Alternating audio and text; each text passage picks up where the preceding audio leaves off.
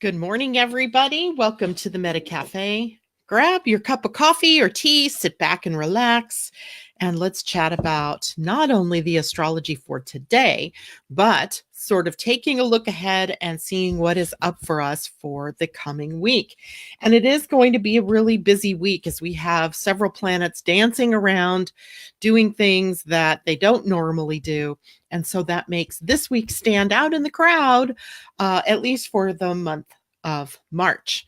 So we had the energy this weekend that was sort of a cool mix of nice, easy going and possibly then some overdoing it energy. And then on Sunday, possibly conflict, right?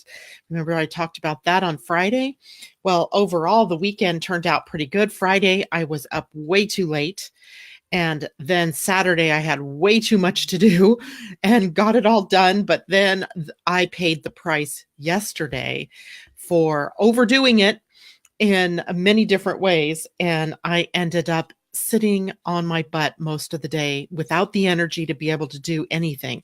I did sit down at some point to try to do the weekly astrology, and I couldn't even do it. I just could not make my mind focus. I was like one phrase kept coming up to me, and that was, I feel burned out. And indeed, I laid on the couch. I fell asleep. My husband's like, "Are you okay?" Because I never fall asleep, sitting there watching TV. And he's the one, if anybody's going to fall asleep, it's going to be him. But unfortunately, it was me. And I think it's just from days and weeks of just keeping this engine running with creative energy flowing through, taking the opportunities to act while the acting was good. As now, of course, we know this week we have Mercury slowing down into retrograde tomorrow. And that changes the energy, although it's not like we have 15 planets. What was it in the summertime? Wasn't there like 8 at one point planets that were in retrograde? And we were like, God, can't we get anything done? Well, it won't be that bad. We only have Mercury for the rest of the month in retrograde from the 5th until the 28th. So it's only one planet slowing us down, not, several.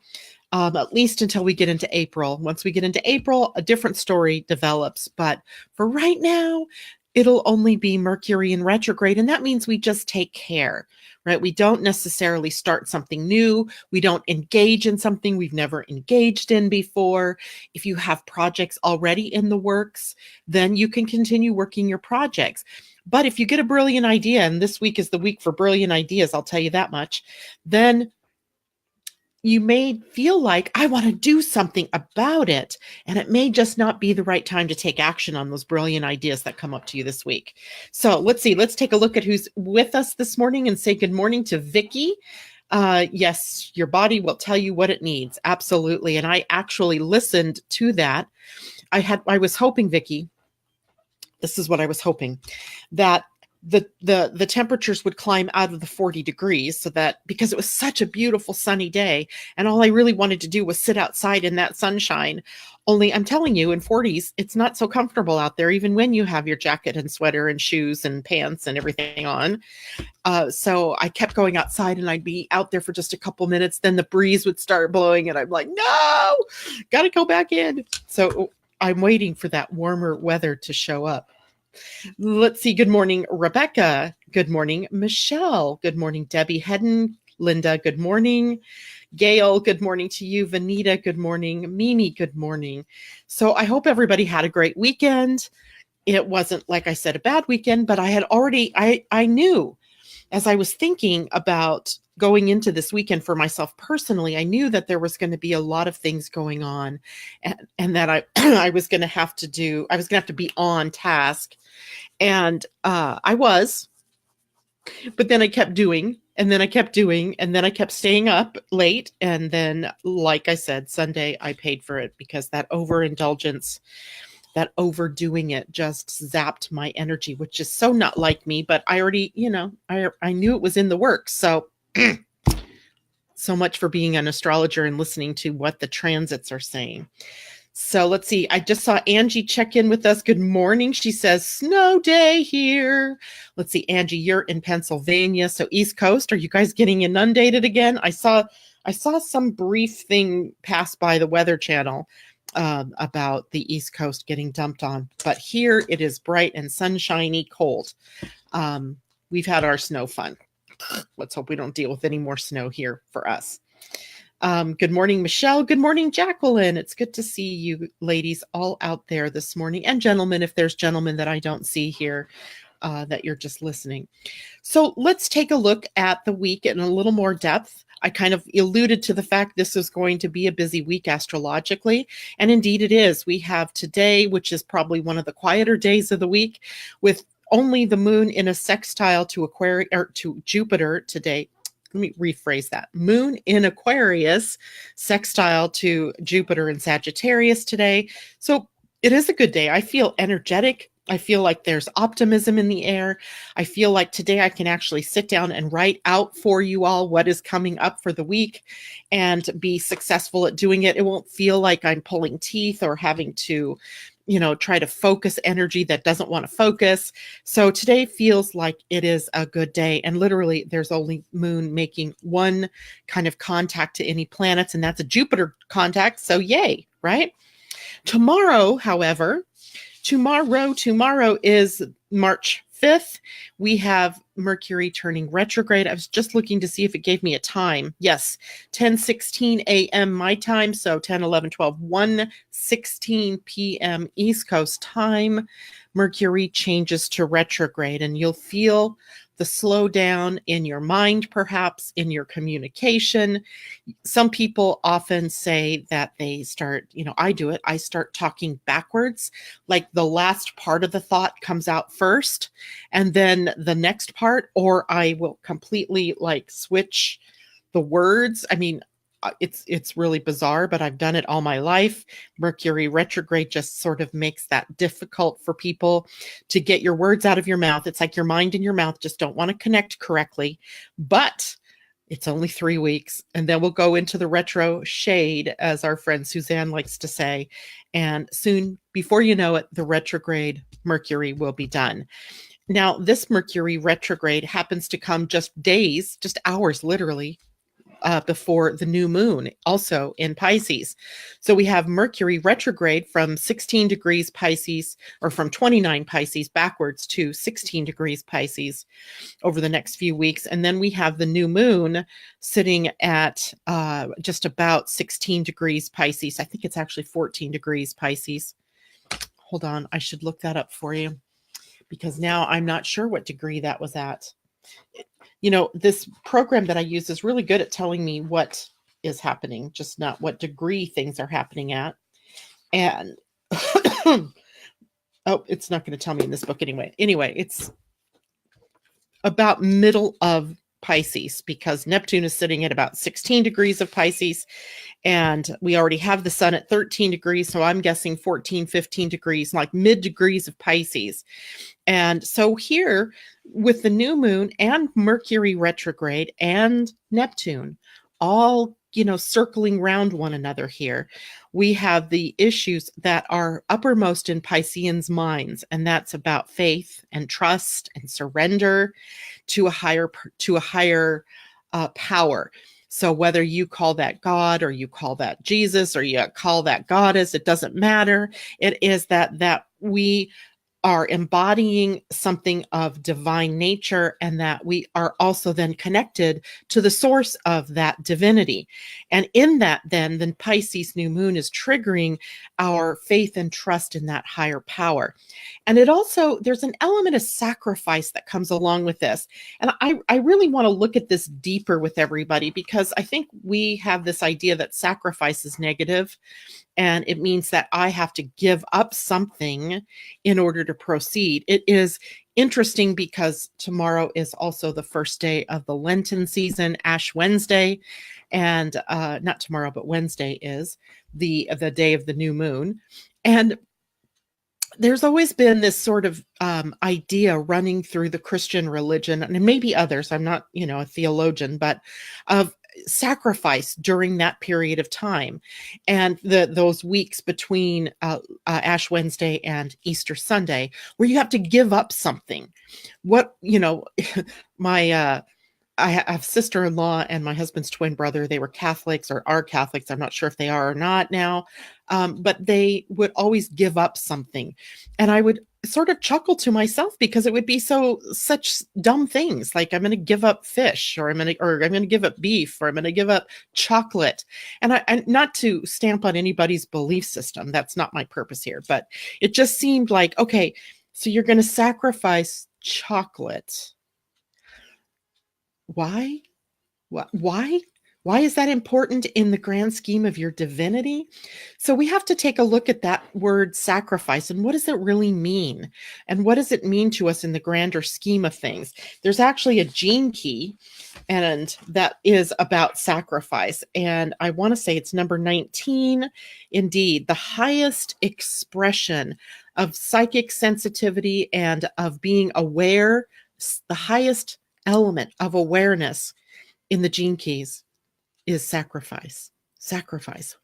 And that would mean to me more like letting go of all of our preconceived notions about who we are, about who our friends are, about what is going on in the world, who our family members are, all of those things that we judge one another for, being willing to let those go while we tap into the source of faith and trust and surrender, and all of the spiritual hierarchical energies that we think of, like God, Father, Son, Holy Spirit, right? But it could be God or Goddess or higher self, whatever that is for you. It is tapping into that and finding the space where that resides within you, and then leaning into that as we move forward, right? As we move forward. And there's a couple of reasons, places even, where this is coming up, none the least of which is the new moon and Neptune sitting here for a long period of time. Neptune maintains the energy of this new moon for quite the while because it moves slowly. And then Mercury in its retrograde is going to go backwards over that point, this point of the new moon, and then will, when it turns back to direct motion, go back over this point yet again. So it seems like this is a theme, and a theme that is probably as powerful now as it will be at the end of this month, where we need to really come back to our center, or make your center literally that divine spark within you. Now, this is also a time then, because if we're leaning into the divine, it is in the divine where we find our ability to be intuitive, to have extra sensory perception, to be able to tap into the clairs, I call them, clairaudience, clairvoyance, clairsentience, and whatever other ones there are. I know I always miss some of them. Because at this point in time, we're learning to really listen to a deeper place as well, to really understand that we are picking up the knowledge from somewhere else. This is also a time for high creativity and imagination, where we can literally be creators we could become legends in our own mind, right? The problem here is, what are you focusing your thoughts on? Right? Are you focused? And this is a possibility with Mercury involved, that we get focused in the past. We get focused on old patterns. We get focused in the voices in our head that tell us you're no good, you can't do this, you're never very good at doing this, you never get anywhere, you never get very far, don't go there because it's scary. So we have to learn to listen to a different voice. And if our creative imagination is running wild on the negative side of things, then we have a lot of power to actually breathe life into the things that we do not want. So there's a lesson here for us all to be very mindful in your mind, understanding what it is that you're focused on. If you're focused on the things you don't want, then you've got to make a change. And you need to start your focus on what you do want. And I think, I think we were talking about this a bit last week, as I recognized how much of my time, of my thought space, was devoted to the things that I don't want.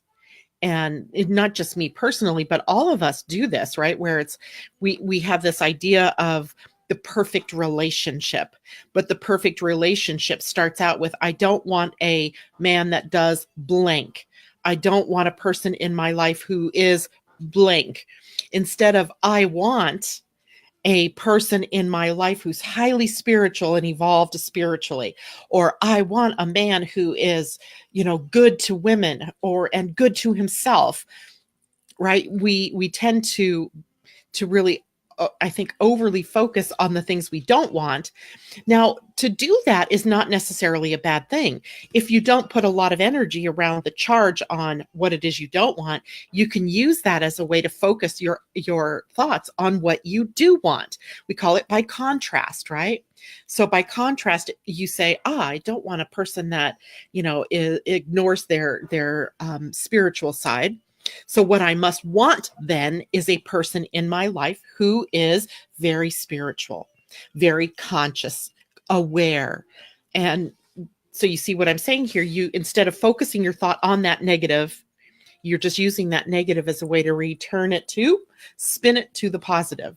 We're going to be spin doctors, right? We can spin our negative thoughts into the more positive expression of those thoughts. I hope that makes sense to everybody. Let's see, we have more people checking in here. Rebecca, wow, this new moon is conjunct my moon. You are having a personal new moon, right? We all do periodically come into a phase where the moon is at the same place as our natal moon. So it's your personal new moon. Big, big portal, doorway, gateway to something new for you, Rebecca. This is like a banner new moon.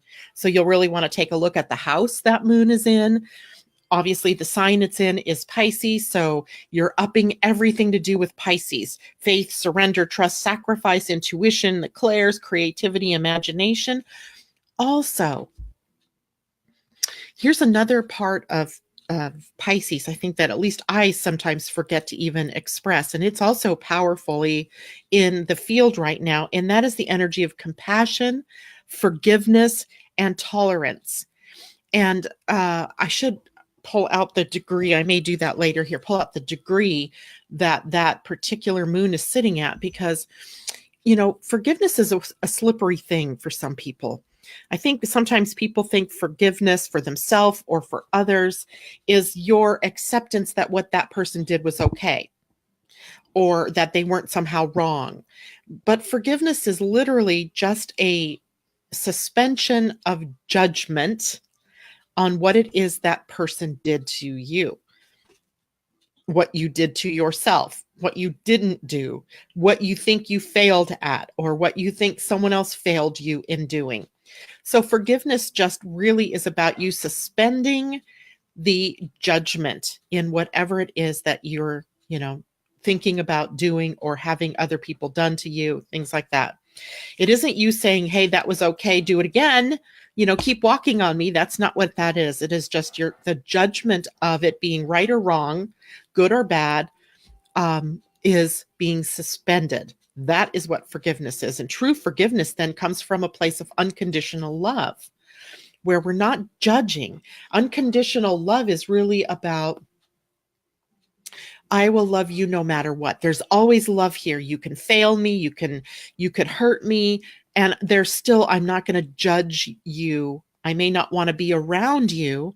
I may not continue the relationship, but I'm still offering up unconditional love and holding you as a whole, and holding you as innocent, and holding you as unjudged.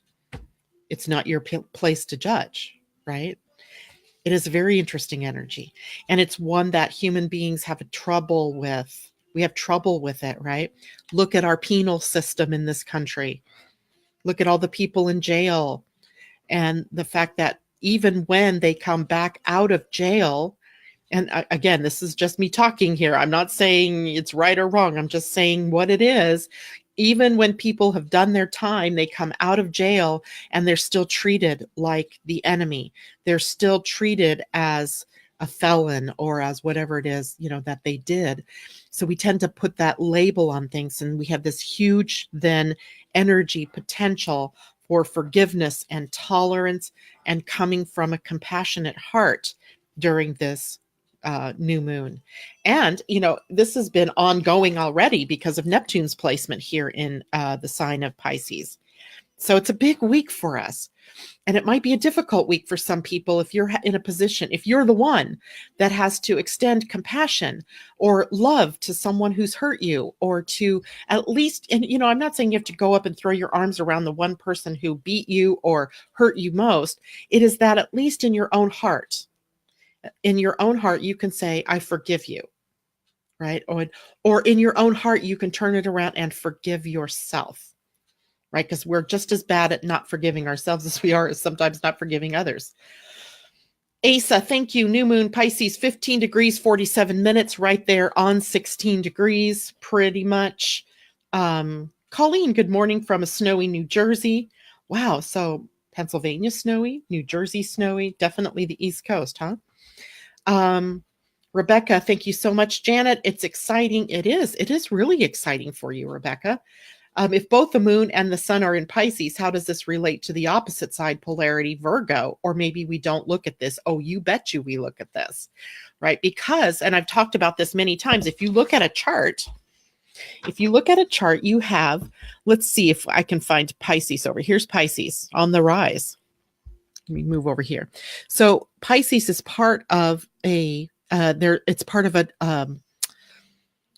an opposition, if you will. Let's look at it from an axis of energy, right? So Pisces is pulling from Virgo as Virgos are pulling from Pisces, right? So it is definitely energy that stretches across. And some of the more negative aspects of Pisces come from the polar opposite, right? Come from the Virgo end. Some of the highest expressions come when you're integrating both the Pisces and the Virgo, or the opposite, Gemini, Sagittarius, Capricorn, Cancer, right? The healthiest place is smack dab in the middle, where you're expressing the energies of that axis in health, right? So, for example, when you think of, this is kind of totally out of left field, but when I think of diseases like Munchausen condition, or I forgot what they call it. Is it a disease? Munchausen syndrome. To me, that is the very definition of this axis of Pisces and Virgo, right? The hypochondriac tendencies of Virgo in the negative, right? Taking health to the nth degree and seeing, everything in the body as a potential illness, or everything that happens in the body as, a sign that something's going wrong. But then in Pisces, it is on the spiritual level or the mental level, feeling like everything is going wrong, right? So getting obsessive or compulsive, things like that. So then, those kinds of syndromes sometimes have their negative expression from the energy going on across an axis. And it's, highlighting the more negative aspects of the axis instead of the most beautiful point, which would be, I sense there's something going on in my body. I go in, I see, and I clear, and I'm whole, healed, and healthy once more. So that's just a small little piece of that.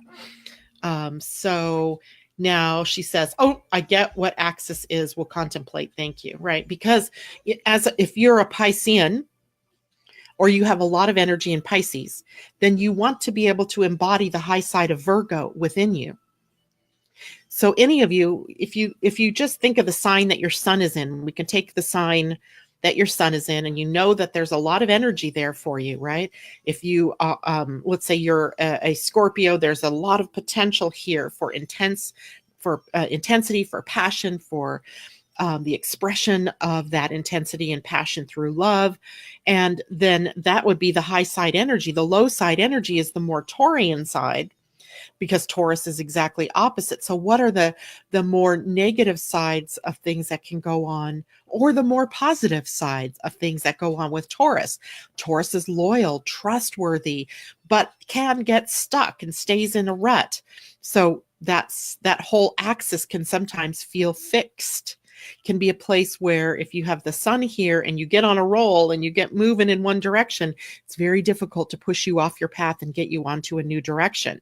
Now, that's great if you're going in the right direction, but if you're going in the wrong direction, then it takes a whole lot of energy to inject into your system to get you to turn around and go the other way. So we could do that with every planet in our chart, basically. If you have a place in your chart that has a lot of energy, like in my particular chart, I have a lot of focus in Leo, but you can have a lot of focus sometimes in many different signs, 12 of them to be exact. And whichever one has a lot of focus in, you really have to look at what is going on across that axis. Because if you don't, you may miss the clues about why you're having those problems in that particular place in your life, right? So it's such a deep study, right? We can know it on a superficial level just because we know what the sun in XYZ means. But if you look deeper, there are so many layers of things to unpack in a chart. So, and Gail's making a good point here. She's Taurus with a Scorpio moon. So if you put planets in those signs, let's say, it changes the flavor of how that is expressed. So Gail, not to be picking on Gail, but let's just say Gail with her moon in Taurus can pick up the negative expressions of emotions in Scorpio and express them through her moon.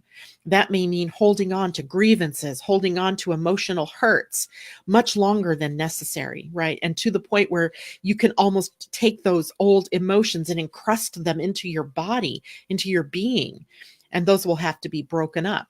Sometimes we see these things, in our bodies as kidney stones or as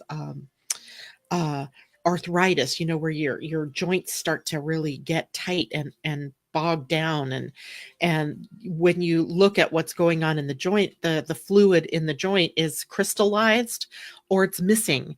So you can almost, there's this feedback system where you can look at what's going on with your body even and see where you may be overdoing it, overexpressing certain energies within your physical being or in the negative expression of the traits from a sign. I hope that makes sense. I mean, we could go on and on forever about that particular study because the axes you cannot unpack them. You can take the first house, for example. You could take the first sign on the first house, Aries, and you could say, I am. But I am is nothing if you don't have the mirror of the Libra side, the we are, the seventh house, to be able to have that reflection of who you are. Right? So the I am and the we are, you cannot unpack them. They're together.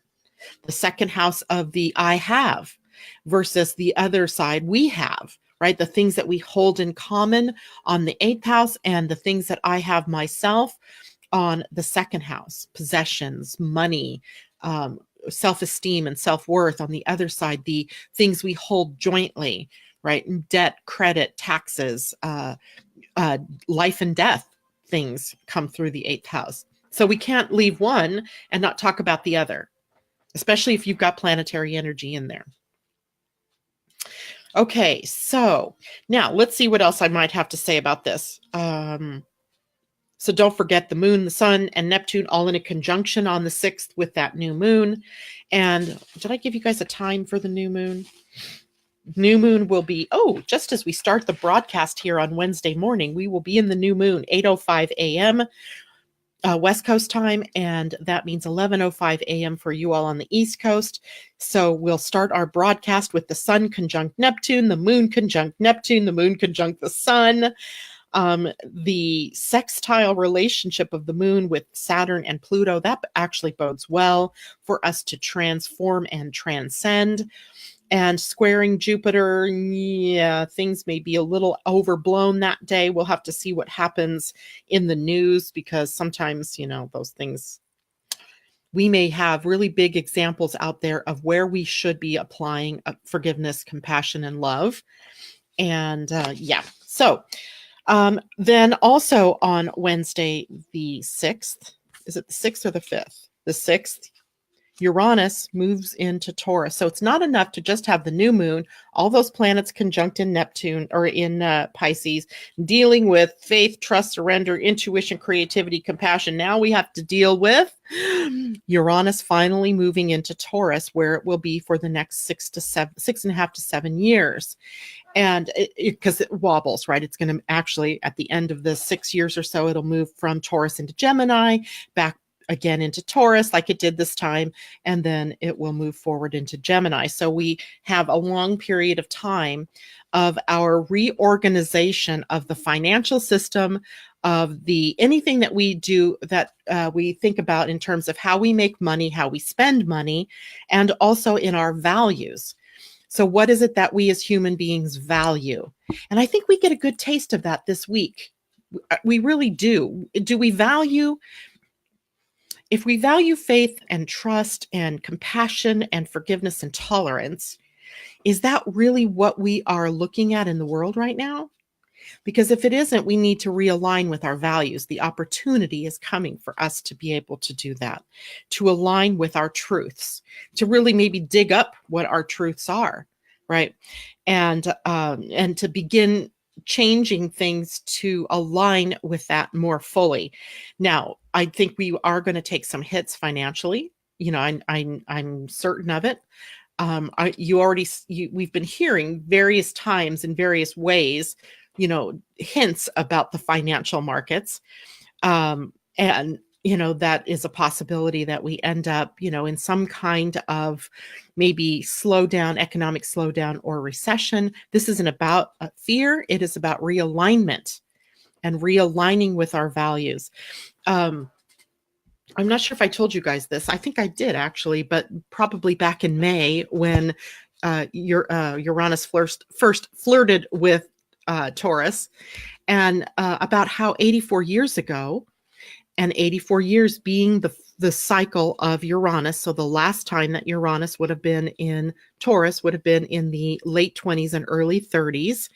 And we all know what happened then, right? That was the major depression, the Great Depression. And out of that came an effort to put Americans back to work, right? Through building railroads and roads. And there was a lot of effort put into the infrastructure of the United States. And up for you guys that are in other countries, I'm sure in some way Uranus was doing the same thing in your own countries, rearranging things, right? There's kind of this idea then that there's something that we take a hit financially about, and then we course correct. So what that might mean now is there's people, you know, losing their jobs to technology, right? There's a lot of talk about that anyway, because as we move further into the Aquarian age, the potential for AI, virtual realities to overtake our common core humanity is really high. And so we must work through what is our values, right? What is it that we really value?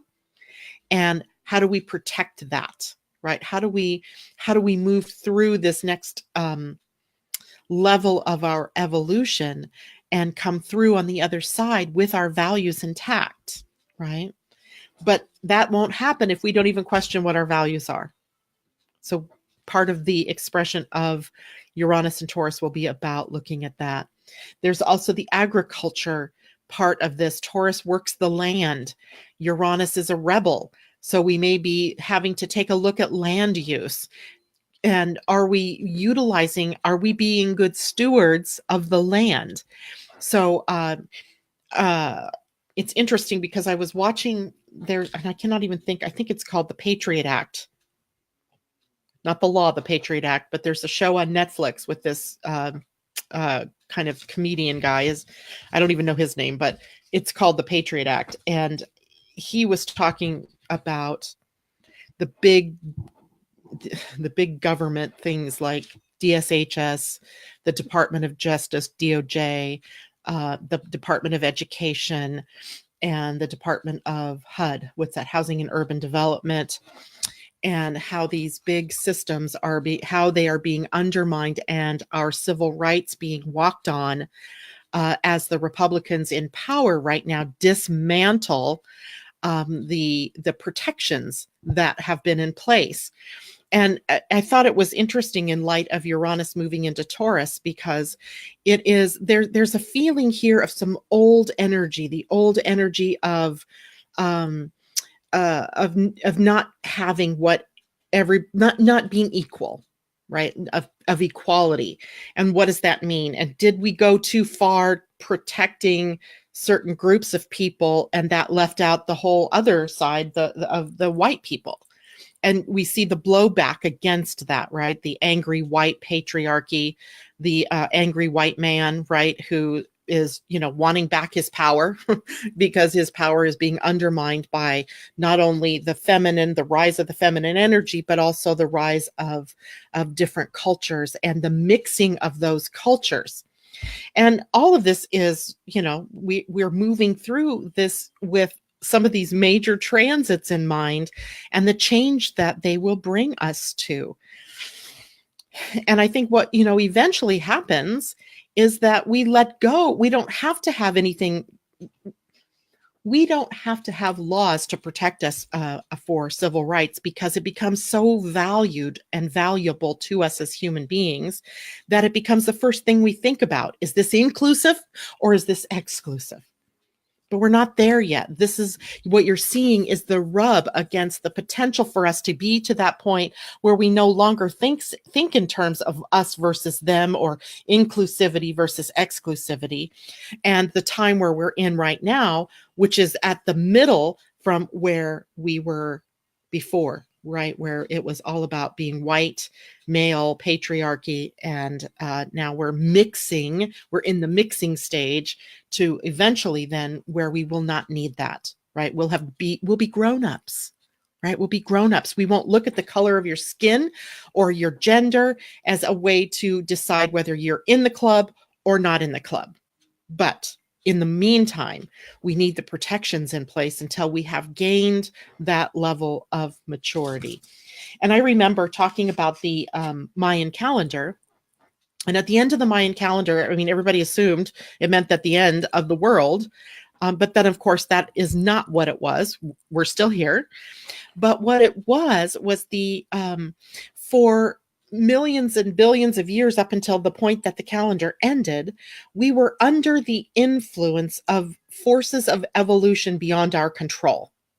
There was a plan, and the plan was being, it was being rolled out, if you will, step by step, level by level. And as, we got further into the plan, for lack of a better word, the evolutionary plan, the faster time became and the faster changes came, right? I think everybody has an awareness of how it felt like time sped up for a while. In fact, sometimes it still blows me away how fast time goes. But there was definitely this feeling as these last Mayan cycles were coming into play and they were kind of culminating at the end of this cycle, that time sped up. It was like the time of no time. Right? There was hardly a space between breathing in and breathing out, and the world would change, right? And at the end of all of this, at the end of this 14 or so, 15 billion year cycle, was this cutting of the strings that we in this solar system were no longer being held to this evolutionary plan, that we are now fully equipped with everything we need. We have learned everything we need to save ourselves, to evolve, to keep the evolution moving. So it's like being 18 years old, right? And suddenly, your parents don't have the same hold over you that they used to have. Or you go away to college and right now, your mom and dad don't have, they have no clue what you're doing. Are you staying up beyond the time that you should be staying up? Are you going to parties? Are you drinking? They're not there. So those puppet strings were cut. And what does the teenager do at 18? Some of you probably didn't, but most of us kind of go a little crazy, right? We get a little crazy. We get a little power hungry. We get a little bit, I'm going to do what I want to do. And no one's going to tell me that I can't do what I want to do. And that's where we are right now as humanity. Having had our puppet strings cut, we're now floundering a bit as we get new footing in what is a new reality. And we don't have that evolutionary force that was pulling us in this specific direction anymore. Now our evolution is conscious, right? That was unconscious. Now we have conscious evolution. And that means that we are co-creators with the divine now. And what is it that we're co-creating? That is the question, right? So don't think of yourself as powerless anymore, because you're not. Don't think of yourself as a victim anymore, because you're not. All of those energies have passed away in favor of you being fully evolved and a fully a mature adult, and now moving on with your life, right? So I'm not even sure how I got on that subject, but there you go. It's a lead in, actually, because something interesting happened the other day. And that is that Cornelia, who is with me in the Ascension and Astrology group on Thursday afternoon, she introduced me to these people that are doing a different type of astrology. It's called Pleiadian-Earth energy astrology, but this is a calendar. Isn't that beautiful? Of course, they sent this to me because eventually we're going to interview them. And I actually have the book as well. And it's your guide to navigating the spiral energy patterns of the universe for conscious evolution and spiritual advancement. And at first, my knee-jerk reaction to this was, oh, well, they copied the Mayans, because it's like the same thing with the Mayan calendar. Here's March. See the yellow brick road? Isn't that fun?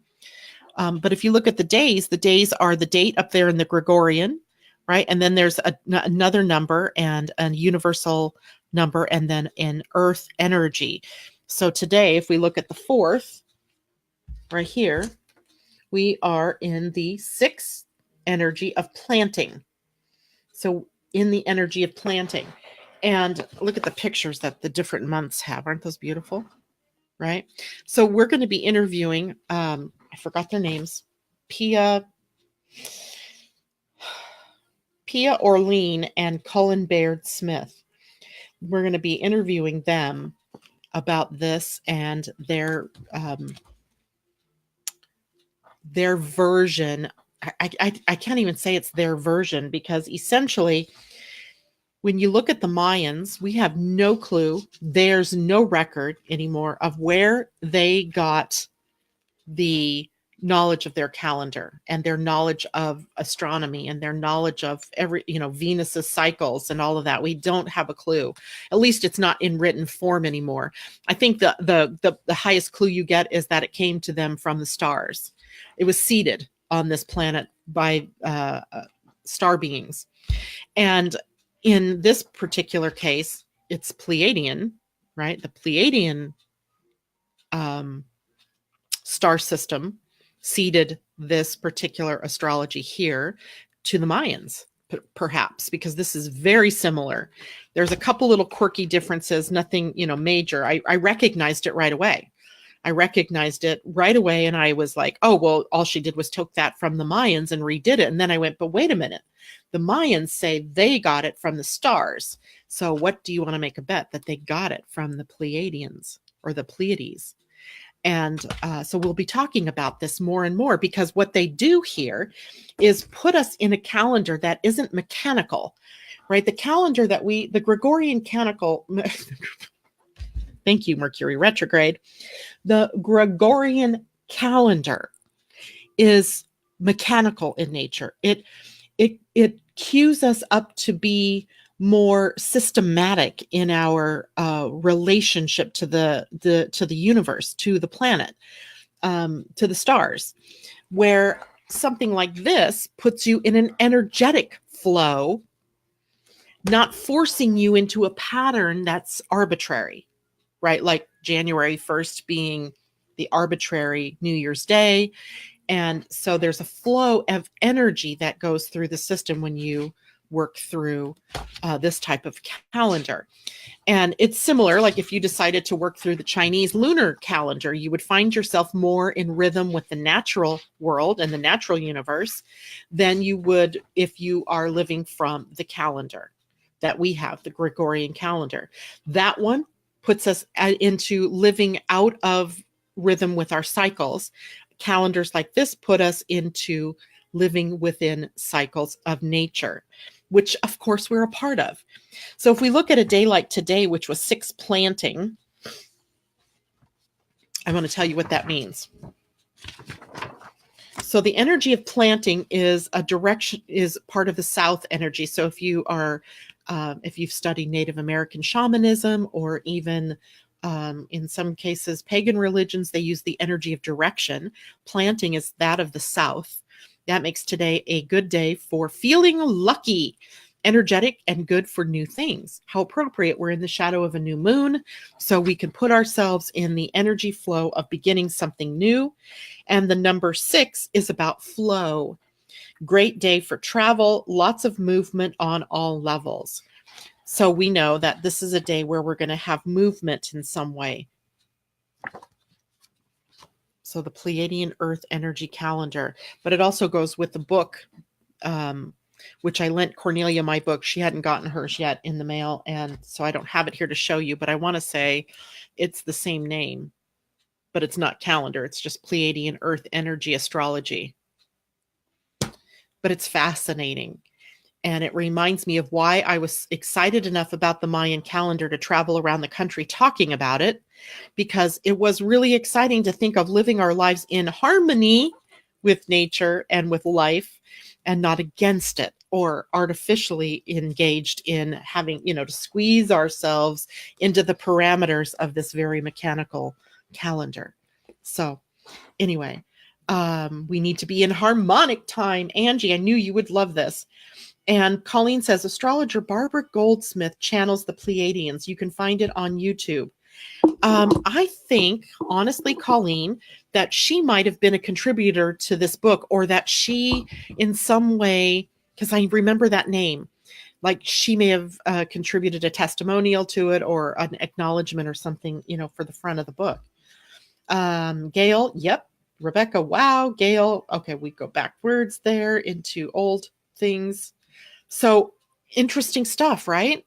So I'm going to be bringing more and more of that to you. At some point, Cornelia and I will be interviewing them on the Ascension and Astrology show. Wouldn't it be fun to have, as part of our Ascension, that we choose to use a different calendar and X out the Gregorian? I guess, the Mayans used different calendars. They had, 50 different calendars that they used. They used the calendar that's similar to ours for 2 things: taxes and calculating when to plant their crops. That's it. So they used the calendar that's very similar to this one for everything spiritual, everything that sustained them. And so maybe we use that one just to know that, oh yeah, taxes are due on April 15th. But I'm going to live through this calendar. It's like the other day I was thinking, what if I chose to go against daylight savings time, which is due to begin here, or some like in next weekend, next Sunday, I think it is, and just lived from Pacific Standard Time? What would that do? How, could I even do it? Or maybe I would rather live on daylight savings time, but I think daylight savings time is the actual artificial time that they put us in. That standard time is the right time for, that we were always on until they changed the time. And that, of course, would make me late for appointments all the time, because people wouldn't necessarily be doing what I'm doing. But I just thought it would be interesting to live that way. And would my body respond? I mean, if you're like me, those time changes send me for a reel. I mean, they just blow me away for at least a couple of days to a couple of weeks, getting used to that time change. I hate that. I hate that feeling of just being out of sync. And what would happen if I didn't do it and I just lived my life accordingly? Would be kind of fun. That's just the rebel in me. That's Uranus in Taurus, by the way, rebellion against status quo. All right, so let's see, what time are we looking at? Gosh darn, where does the time go? I'm going to pull a couple of cards for us for the week, and this one won't stop trying to move toward me, so I'm going to use this one. I also wanted to let everybody know from a human design perspective, this week is really interesting as well, as the gates of the head are defined by the sun and the earth. So, except it's not really. The gates are defined. Gate 63 is where the sun is, right here. Sun, right here, sorry. And the earth is at gate 64 over here. So we have the gate of doubt and suspicion where the sun is sitting, and the earth is sitting at the gate of confusion. Doubt and confusion, two special energies here in the head center. The head center is defined this week because the south node is at gate 61 up here in the head, and Mars is at gate 24 right here. So for the next few days, we have defined head and ajna. It means that we are probably very willing to identify with what's going on up here. So you're going to have to work to make sure that what is going on up here is what you want to have going on up there and not the other side. But what it does say to us is that you may get the gate 64 is one of those gates where we get inspired by things and it comes downloaded completely to you. But guess what? The operating manual wasn't included. Right? It's like getting a bunch of furniture from IKEA and you open up the box and there's no directions on how to put it together. That comes later, and that comes when something moves across gate 47 in the ajna where the epiphany or revelation happens. So don't be surprised if you become the receiver of some kind of major energy, some kind of major knowledge, but you don't know what to do with it yet. That's okay. Don't succumb to confusion in all of that. Just know that in the right time, in the right place with the right person in front of you or on the right day, that all of that will be revealed, right? That it will all fall into place. So that is our week from human design. Doubt, by the way, is good. Doubt in the head is all about discernment. But unfortunately, in the negative, we tend to take it and use it as self-doubt, where we begin to doubt our own abilities, doubt our own thoughts, doubt our direction, doubt our skills. So don't turn it into self-doubt. Use it as a way to discern what is true for you and what is not, right? It's like a bullshit meter. You have that bullshit meter, right? And listening to it, right? Not because what someone might be telling you is not true, but you've got to run it through your own filters and determine, is this right for me? Does this make sense to me? Right? Okay. So should be a fun week. Let's see what the cards are giving us, the energy for the week from this card. And this is the Wisdom of the Oracle by Colette Baron Reed. And we have Go the Distance, which is card 47, which is an 11. Illumination, highly spiritual. Got a cheetah here, headed for the finish line. Let's see what that is. Card 47. The essential meaning is endurance, strength, and the long haul. To bring your dream to life, you must think long-term and pay no attention to the fluctuations in the current of your experience. Joy and disappointment commingle with opportunities, so there is no need to fear the occasional obstacle. Life is not a sprint. This card is a reminder that you have endurance, you have strength and fortitude to carry you all the way. Remain true to yourself.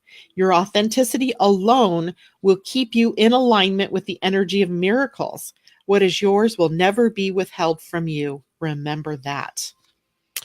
And because we're on a day of flow, according to the Pleiadian energy calendar here, let's read the prosperity message.